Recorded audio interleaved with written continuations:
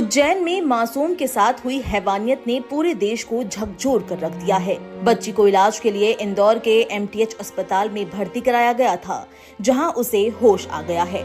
जानकारी के मुताबिक जब से बच्ची को होश आया है, तब से वो अपनी मां को याद कर रही है। मिली जानकारी के मुताबिक दुष्कर्म और क्रूरता से पीड़ित 15 वर्षीय पीड़िता जिस समय लोगों से मदद की गुहार लगा रही थी, उस समय वो खून से लथपथ थी और मरने की कगार पर थी, लेकिन कोई उसकी मदद के लिए आगे नहीं आ रहा था और उसे भगा दे रहा था।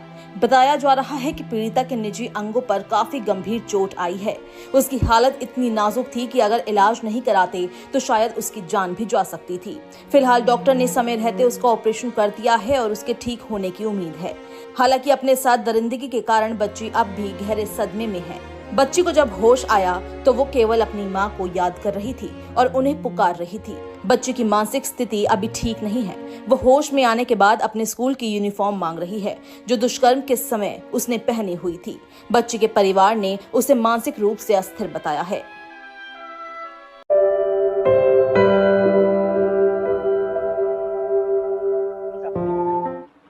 मेरा आश्रम से बाहर जाना का था। जैसे ही मैं अपने गेट पर पहुंचा, मुझसे गेट से 10 से 20 फीट दूरी पर वह बालिका बड़नेगर क्षेत्र की ओर से आ रही थी। जैसे ही मेरा जाना हुआ, शरीर पर ऊपरी वस्त्र था, नीचे कोई वस्त्र नहीं था। मैंने अपना ऊपरी वस्त्र उतार कर उसे दिया ताकि उसने अपना शरीर ढका। शरीर उसका पूरा ब्लीडिंग हो रहा था, मुंह से कुछ बोल नहीं पा रही थी, आंखें पूरी स्वेलिंग से भरी हुई थी। जैसे ही मैंने देखा, मेरा मन वहाँ से आगे जाने का हुआ नहीं। मैंने उसकी मदद करने के लिए तुरंत ही 100 नंबर पर कॉल किया।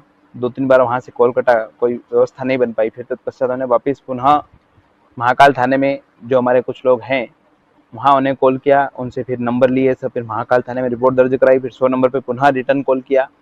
पश्चात पुनः करीब 20 से 25 मिनट में गाड़ी आई। जब तक वह बालिका मुँह से कुछ नहीं बोल पा रही थी, बोल तो रही थी लेकिन उसकी भाषा में समझ में नहीं आ रही थी। हमने कई बार उससे पूछने की चेष्टा करी कि भाई तुम्हारे माता पिता कौन है, कहाँ से आई हो, क्या नाम है तुम्हारा। हमने उससे ये भी कहा कि तुम यहाँ सुरक्षित हो, किसी प्रकार कोई आपको डर नहीं है, अब आपका कोई बाल भी वाका यहाँ नहीं कर पाएगा। यदि आप अपना मोबाइल नंबर या माता पिता का मोबाइल नंबर कोई जानती हो तो आप यहाँ बिल्कुल निसंकोच होकर के नंबर बता सकती हो, किसी प्रकार का डर आपको नहीं है। वहीं पुलिस इस घटना की जांच पड़ताल कर रही है और पुलिस ने ऑटो चालक ड्राइवर को भी गिरफ्तार किया है। बता दें आपको कि आरोपी को पुलिस उस घटना स्थल पर भी लेके गई थी, जहां पर इस शर्मनाक घटना को अंजाम दिया गया था। वहीं बता दें आपको कि ऑटो में खून के धब्बे भी मिले हैं। ऑटो पर मिले खून के धब्बों की फोरेंसिक जांच की जा रही है और अभी तक इस घटना में 5 आरोपियों को हिरासत में लिया गया है। पकड़ने में वो घायल भी हुआ है, उसको कठोरतम दंड दिया जाएगा। हम कसर नहीं छोड़ेंगे अपराधी को कड़ी सजा दिलाने में। मैं लगातार हर घंटे स्थिति पता कर रहा था। इस तरह के अपराधी समाज में रहने के लायक नहीं है, काबिल नहीं है। उसने मध्य प्रदेश की आत्मा को घायल किया। बेटी मध्य प्रदेश की बेटी है, उसकी हर तरह से हम चिंता करेंगे, लेकिन ऐसे अपराधी को कठोरतम दंड मिले, इसमें कोई कसर नहीं रहेगी। वो मेरी बेटी। कोर्ट के पीछे इतने आदमी लगा रखे हैं, क्यों कोर्ट कचहरी भुगते हैं? ये अपराधी को तो तुरंत मारने चाहिए। आपका बेटा है तो क्या करूंगा मैं? बेटा है तो क्या मरूं क्या उसके? सब परेशान हो गए ना उसके मारे। तो समाज में कैसे जिएंगे हम, बताओ आप?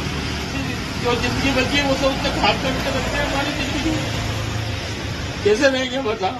किसको मुंह बताएंगे, किससे बात करेंगे, किसको जवाब देंगे? हमसे कोई पूछेगा तो ऐसे आदमी को जीने का कोई अधिकार नहीं समाज के अंदर। या कोई भी हो, उसको जीने का अधिकार नहीं है। पुलिस को हमसे यही बोले।